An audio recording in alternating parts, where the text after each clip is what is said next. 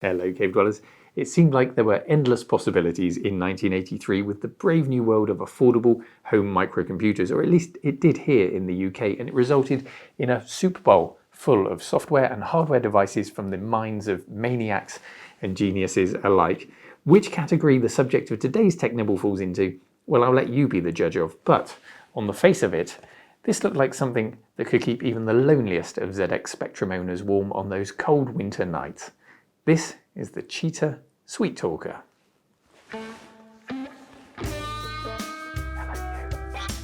Yes, this cheeky little number was released in 1983 by Cheetah Marketing Limited for just under £35 English, later reduced to 25, and it promised the tantalising prospect of making your ZX Spectrum talk to you. Cheetah, perhaps best known for their joysticks and joystick interfaces amongst other more useful peripherals. Oh, little ZX Spectrum, for so long I've seen you winking at me from up on the shelf there and wondered, what would you say to me if you could? Well, today we're about to find out. This really lovely blue packaging would have been a nod to retro design even back in '83, and it slides open to reveal some instructions and the device itself. A speaker aperture lives on the back, suggesting its sweet talking tones don't emit from the Spectrum, but from its own much larger speaker buried away in the device itself. And there's an edge connector to add additional devices, the manual suggesting that you might want to install Cheetah's own 32K RAM pack. This wasn't complete when I picked it up. What we're missing is the bundled Chatbox cassette tape, but we won't let that stop us. I've put an image of the tape onto an SD card, and we're using a ZX Spectrum Omni here today. That's a modern recreation of the Specky to try it out on, but it will give us an identical experience to the original one, albeit without the loading times. So, what are we waiting for, I hear you say? Let's hear the Sweet Talker in action. Just as soon as I've prepared myself, it's been a while since I was sweet talked to.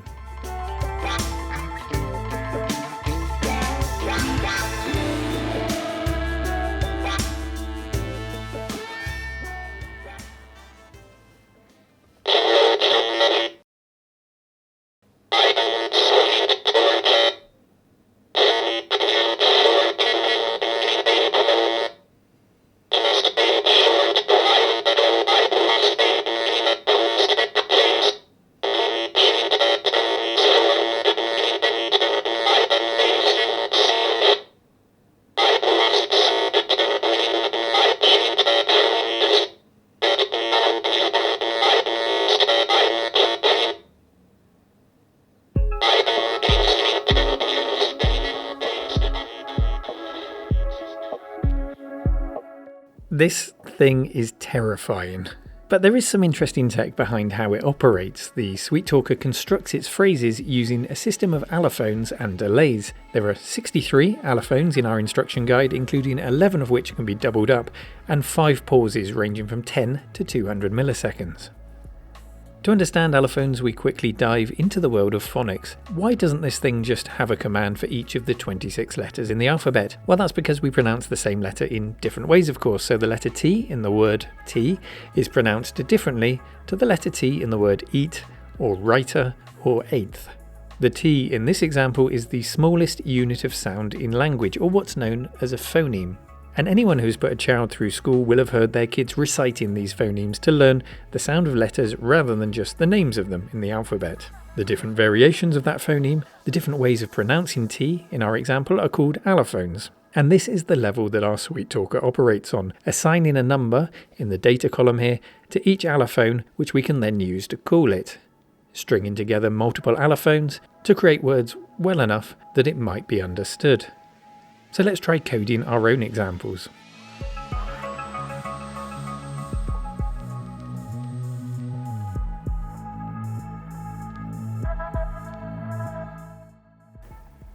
Now this may take me a moment owing to the lovely keyboard on the ZX Spectrum, so bear with me. I'm just going to type in a basic program and then I'll take you through exactly what we're doing.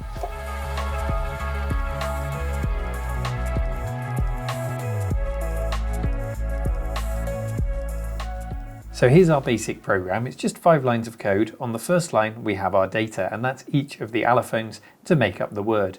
And we have to end it with a 0 because if you don't, this thing doesn't shut up. It will just repeat the final allophone forever until you go crazy or until you switch it off. We then go into a basic loop, and we're looping 6 times, once for each allophone, and then the 0 at the end. And in each iteration of the loop, we're reading in an allophone and we are outputting it to the device, and then we're going on to the next one. So it does that repeatedly, and the result should be a word. So let's run it and we'll see what we hear.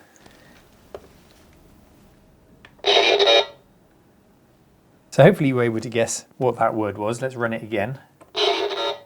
Yes, it was the word cheetah, and that's the example that's given in the basic guide there. So it's easy enough to follow an example, but now I'm going to try and construct not just my own words, but my own sentences. I'm going to make 3 movie quotes. I don't know how successful this is going to be, and it's your job to guess them. So, movie quote number 1. I'll run that again. I see dead people from The Sixth Sense. Of course it was. Let's do the next one. Okay, our next challenge is more complicated. It's 28 allophones long, including the 0 at the end, and I've had to double up on one. We've got 29, 29, back to back to try and put some extra emphasis on a syllable halfway through the sentence. Hopefully it works, fingers crossed. I'm going to run it now and have a guess. Oh, it's kind of there. Let's run it again.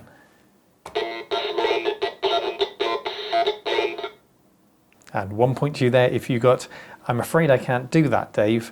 And that was Hal, of course, from Space Odyssey. And here then is our final one, 17 allophones long, including the 0 at the end. So I'm not sure how this will come out, but let's run it and see if you can guess it. Oh, that one's easy. I think that's the best so far.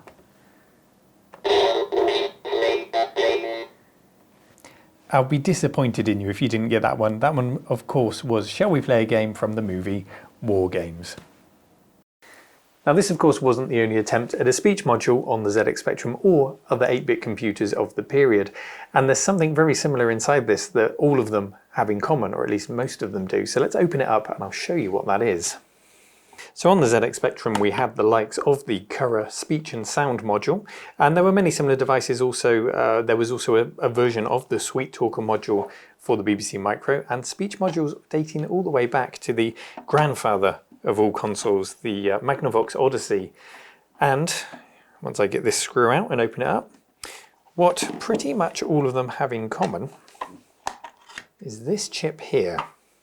This is the General Instruments SP0256-AL2 chip, and most devices had this or a variant of this inside them. It's designed specifically to model the human vocal tract using a programmable digital filter, and it creates a digital output which is converted to an analog signal, generating speech with a 10 kHz sample rate. The datasheet for the chip describes this as a natural speech device which can be used to construct any word in the English language, although our sample tape does have a go at some other languages too.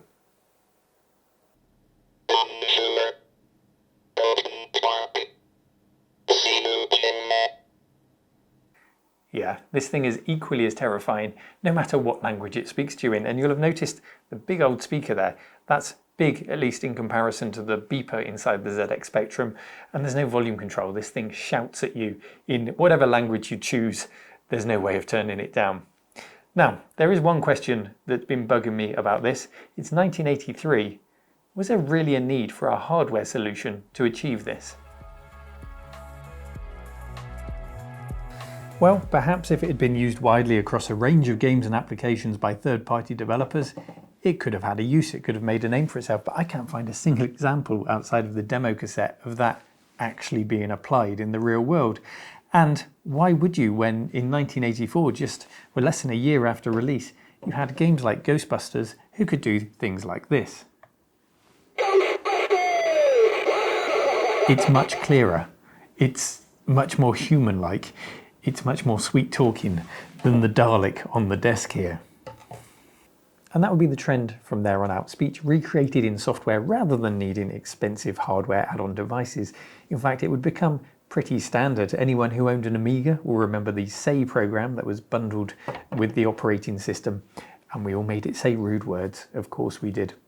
You can trace the lineage of speech in devices like this and before all the way through to our smartphones and to our home artificial intelligence devices, things like the Alexa and all of those devices that are appearing more and more in our homes with much more natural sounding speech, then linked to AI to make it a much more useful thing than the sweet talker. I'm sorry, I don't mean anything I say. It wouldn't be the end of Cheetah. Of course, they'd go on to create things like Trevor the Tortoise, the completely unusable tortoise-shaped joystick that nobody really wants. But we love him here, mascot of the channel, Trevor. And we spoke about inspiration earlier, how we were kind of inspired by science fiction and we really wanted to recreate things like Space Odyssey and war games and make our computers talk and enter science fiction. Well, I wasn't the only one. Anyone who knows the band Aphex Twin may recognise the styling on this record. It's very similar, isn't it? Clearly inspired, and if the front doesn't convince you, then just look at the back. Yes, the album is called Cheetah, and the whole back of it is covered in the word cheetah. I think that's really cool, and a real nod back to a time when we hadn't completely grasped the possibilities of our home micros, and we thought maybe tomorrow a device like this would make it completely sentient and start talking to us in our bedrooms.